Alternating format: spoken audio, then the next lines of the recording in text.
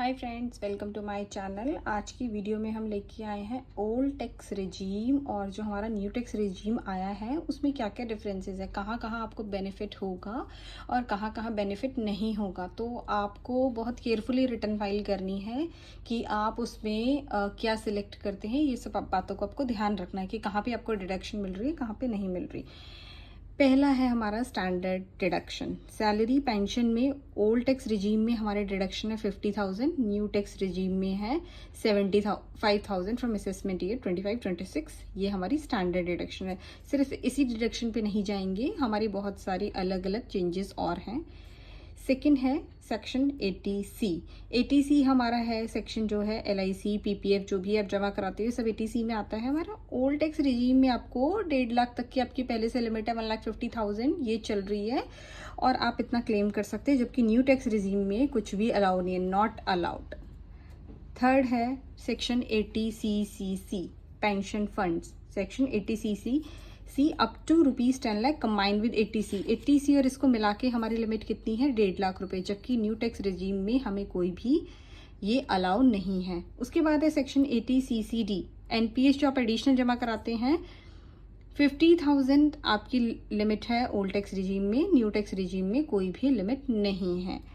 Section 80CCD2 ये क्या है, एम्प्लॉयर कॉन्ट्रीब्यूशन टू NPS। जो भी एम्प्लॉयर कॉन्ट्रीब्यूट करता है नेशनल पेंशन स्कीम में वो अलाउ है ओल्ड टैक्स रिजीम में और न्यू टैक्स रिजीम में भी अलाउ है।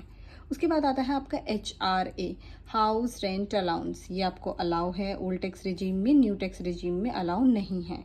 उसके बाद आपका सेक्शन 80DD आप ऐसे याद कर सकते हो, डिसेबिलिटी। 80DDB डिसेबिलिटी या स्पेसिफाइड डिसीज का भी जो अलाउ वो है सेक्शन, वो आपको ओल्ड टैक्स रिजीम में अलाउ है, न्यू टैक्स रिजीम में अलाउ नहीं है। 80G जो है हमारा डोनेशन का सेक्शन है, सेक्शन आपको अलाउ है ओल्ड टैक्स रिजीम में, न्यू टैक्स रिजीम में अलाउ नहीं है। उसके बाद है leave travel allowance. Leave travel allowance क्या है, LTA में ओल्ड टैक्स रिजीम में आप क्लेम कर सकते हैं, न्यू टैक्स रिजीम में आप नहीं कर सकते। उसके बाद है सेक्शन 80E फॉर एजुकेशन। अगर आप इसको याद करना चाहते हैं, एजुकेशन लोन इंटरेस्ट जो भी जाता है वो आपको ओल्ड टैक्स रिजीम में अलाउ है और न्यू टैक्स रिजीम में अलाउ नहीं है।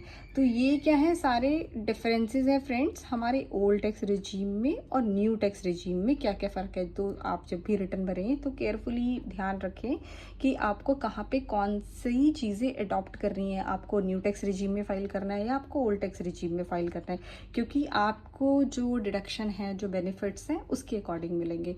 तो जब भी रिटर्न भरने की डेट बहुत नियर आने वाली है तो आप ध्यान रखें कि आपको कौन सा रिजीम लेना है, कौन सी डिडक्शन लेनी है, कितना आपका टैक्स बन रहा है ओल्ड टैक्स रिजीम में, कितना आपका न्यू टैक्स रिजीम में। Thank you friends for watching my channel. Please follow for more update. Thank you friends.